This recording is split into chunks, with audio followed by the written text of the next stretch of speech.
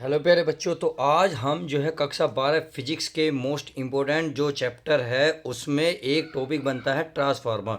तो ट्रांसफार्मर से जितने भी रिलेटेड क्वेश्चन बनेंगे ए टू जेड इस वीडियो में निपटारा करने वाला हूं। मैं कह रहा हूं अगर ट्रांसफार्मर का एक भी क्वेश्चन आपके एग्जाम में आता है तो आप छोड़ोगे नहीं, चाहे 1 नंबर में हो, 2 नंबर में हो या 5 नंबर का हो। तो चलिए बिना किसी देरी के शुरुआत करते हैं। ए टू जेड क्वेश्चन का मैं सब कुछ निपटारा कराने वाला हूं, तो वीडियो के शुरू से लास्ट तक बने रहिए। अब चलिए पहला ही क्वेश्चन पढ़ लेते हैं इस वीडियो का। तो जैसा कि आपका पहला क्वेश्चन है, सामने लिखा है ट्रांसफार्मर क्या है। तो पहला क्वेश्चन यही बनता है कि ट्रांसफार्मर क्या है, पहले हमें ये पता होना चाहिए। फिर हमें उसके आविष्कार कितने प्रकार के होते हैं, क्या काम करते हैं, किसको किस में बदलते हैं, सब कुछ जवाब आज इस वीडियो में आपको मिलने वाला है। तो पहले क्वेश्चन की शुरुआत करते हैं। इसमें वो कह रहा है ट्रांसफार्मर एक ऐसा साधन है जो वोल्टेज को परिवर्तित करता है, अर्थात ये उच्च विभव को निम्न विभव और निम्न विभव को उच्च विभव में परिवर्तित करने का कार्य करता। बहुत सिंपल से लैंग्वेज लिखी है, बहुत सिंपल। इनके ट्रांसफार्मर एक साधन है जो वोल्टेज को परिवर्तित यानी कि वोल्टेज को बदलता है। अब कैसे बदलता है? वो उच्च विभव को निम्न में बदलता है, निम्न को उच्च में बदलता है। क्लियर? अब अगला क्वेश्चन बनता है कि ट्रांसफार्मर का आविष्कार किसने और कब किया। तो ये क्वेश्चन मोस्ट इंपोर्टेंट बन जाता है। अगर मैं बात करूँ, ट्रांसफार्मर का आविष्कार माइकल फेरेड ने किया था 1831 ईस्वी में किया था। उम्मीद है 2 क्वेश्चन समझ में आएंगे। चलिए अब नेक्स्ट सवाल देख लेते हैं। अगला क्वेश्चन है आपके सामने, ट्रांसफार्मर किस सिद्धांत पर कार्य करता है। ये क्वेश्चन इंपॉर्टेंट बन जाता है। तो ये है, अगर मैं इसकी बात करूँ तो देखिए, ये ट्रांसफार्मर अनन्य प्रेरण के सिद्धांत पर कार्य करता है। तो ये क्वेश्चन इंपॉर्टेंट है, ध्यान रखना, ये आपकी एक भी चूक नहीं होनी चाहिए प्यारे बच्चों। क्लियर?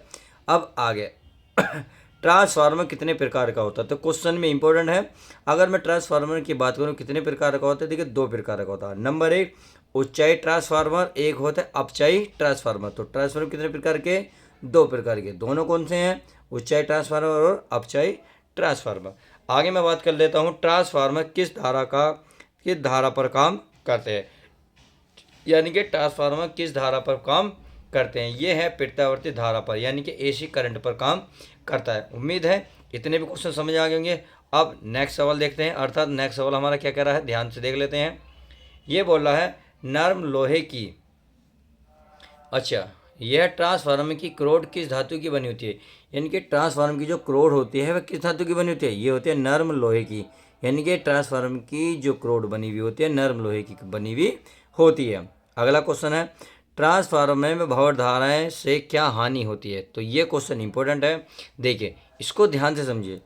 ट्रांसफार्मर की क्रोड गर्म हो जाती है, यानी कि जब ट्रांसफार्मर की क्रोड गर्म होती है जिसके कारण ऊष्मा की अधिक हानि होती है। समझ में आ गई? यानी कि ट्रांसफार्मर जो भंवर धारा से क्या हानि होगी, ट्रांसफार्मर की जो क्रोड होगी गर्म हो जाएगी, यानी कि ट्रांसफार्मर जो भंवर धारा बनती है उससे क्रोड गर्म हो जाती है जिसके कारण ऊष्मा की अधिक हानि होती है, यानी कि ऊष्मा अधिक निकलती है जिससे उसकी हानि होती है। उम्मीद है ये भी अच्छे से समझ में आ गया होगा। चलिए अब इससे रिलेटेड जो क्वेश्चन बच रहे हैं उसको भी हम ध्यान से पढ़ लेते हैं। आगे है, ट्रांसफार्मर में कौन सा तेल डाला जाता है और क्यों। यानी कि तेल डाला जाता है कौन सा, फिर हम उसको कारण में बताना कि उसको ही क्यों डाला जाता है। तो क्वेश्चन मैंने दोनों प्रकार से इसमें लिख दिए हैं ताकि आपको कोई भी डाउट ना हो।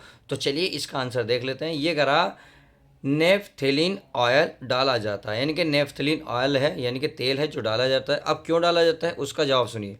ट्रांसक्रोड को ठंडक यानी कि शीतलन प्रदान करने के लिए इससे ऊष्मा हानि कम से कम होती है। समझ में आ गई? यानी कि नेफ्थलीन ऑयल डाला जाता है। इसको क्यों डाला जाता है? क्योंकि ठंडक प्रदान करने के लिए, जिससे ऊष्मा की जो हानि कम से कम हो, यानी कि अब तक हानि जो अगर अधिक से अधिक होगी उसका नुकसान होगा। इसी को कम करने के लिए हमें नेफ्थलीन ऑयल इसमें ट्रांसफार्मर में डाला जाता है। अब आगे है, ट्रांसफार्मर को डीसी धारा पर प्रयोग क्यों नहीं करते। यानी कि ट्रांसफार्मर को जो डीसी धारा पर प्रयोग क्यों नहीं करते, इसका रीज़न सुनिए।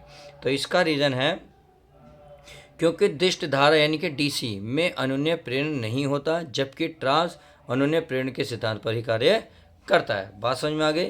तो ट्रांसफार्मर को डीसी धारा पर प्रयोग क्यों नहीं करते, क्योंकि दिष्ट धारा जो है यानी कि डीसी में अनन्य प्रेरण नहीं होता, ये डीसी में अन्योन्य प्रेरण नहीं होता, पर जो क्योंकि हम जानते हैं जबकि यानी कि ट्रांसफार्मर अन्योन्य प्रेरण के सिद्धांत पर कार्य करता है, इसलिए ही डीसी धारा का प्रयोग नहीं किया जाता। समझ में आ गई। अब आगे अगला क्वेश्चन है आपके सामने, यह है ट्रांसफार्मर की दक्षता का सूत्र बताइए।